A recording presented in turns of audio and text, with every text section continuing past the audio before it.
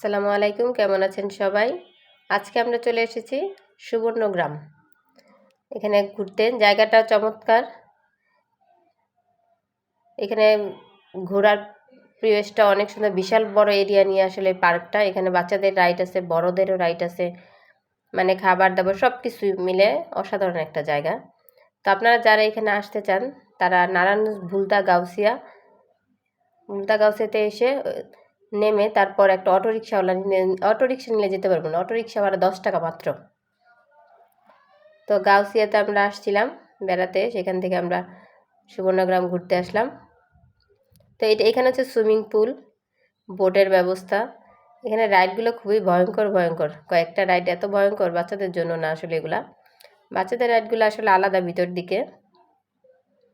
তো আমি অল্প সময়ে চেষ্টা করছি আপনাদেরকে পুরোটা দেখানোর জন্য, জানি না কতটুকু পারবো দেখাতে। তা আমরা যখন গেছি ভাবছিলাম শীত যাওয়ার পর দেখি এত গরম, প্রচণ্ড গরম। শেষে আর গরমে টিকা যায় না, এত রোদ্র উঠছে। যাই হোক, তারপর আমরা আমাদের ঘোরা বন্ধ রাখি না। এখানে সব ধরনের খাবার পাওয়া যায় ভিতরে। আসলে এখানে খাবারের ব্যবস্থা ভালো আছে। চিতই পিঠা, যত ধরনের পিঠা আছে সব কিছু পাওয়া যায়।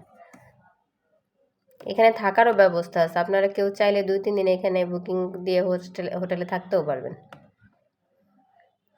তা আমরা ক্লান্ত হয়ে গেছি, দুপুরের লাঞ্চ এখানেই সারবো। এখানে একসাথে প্রায় 500 মানুষের খাবারের ব্যবস্থা, এত বড় হল রুম। ফ্রেশ হওয়ার জায়গা সব কিছুই আসলে আছে, সুইমিং পুল, রেস্টুরেন্ট, মানে এক কথায় ভিতরে সব কিছু পাওয়া যায়। যারা রাইডগুলোতে উঠতে চান, প্রত্যেকটা রাইড আলাদা আলাদা করে টাকা দিয়ে টিকিট কেটে তারপর উঠতে হয়। এখানে প্রকৃতি অসাধারণ সুন্দর, বিভিন্ন ধরনের গাছ। এখানে গাছের, রাস্তার চারপাশে গাছ।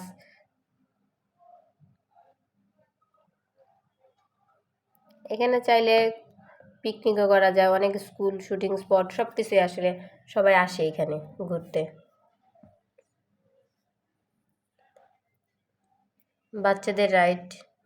বাচ্চাদের রাইডগুলো আলাদা।